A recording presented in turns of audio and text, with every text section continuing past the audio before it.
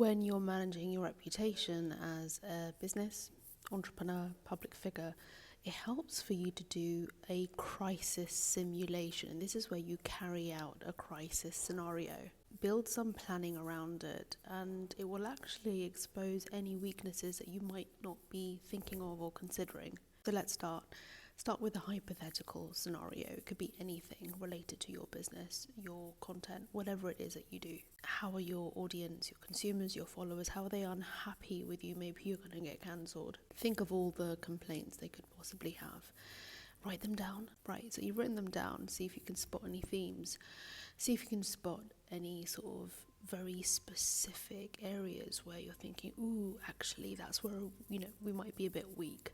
And then start drafting responses and rebuttals. Well, don't call them rebuttals, just, responses to people's questions. Now, as you start crafting these responses, you might find it's a bit challenging, because it is, but this way you'll be prepared with what you need to say when you get those tweets or posts on X or whatever. And you're like, oh, I'm gonna have to respond to this person. Now, you might find there are AI-driven media monitoring tools that could be really good for you and your business, and it could predict some things for you, or at least monitor them so that you're not caught out. You can use these AI tools to not only plan what you're going to say, but have it implement the content.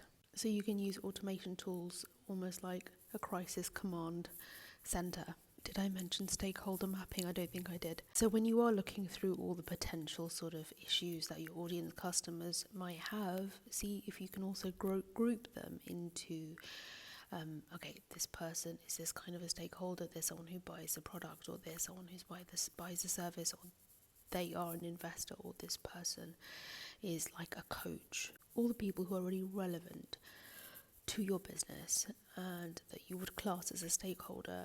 Now, each one of those stakeholders might require a different approach. And this is where your planning is going to need to tailor your, whatever it is you're going to say, your responses to each of those stakeholders. So make sure you have your stakeholder map as well. Preparing is the best protection. And then just surf the waves of a crisis and let it illuminate your path. Don't panic.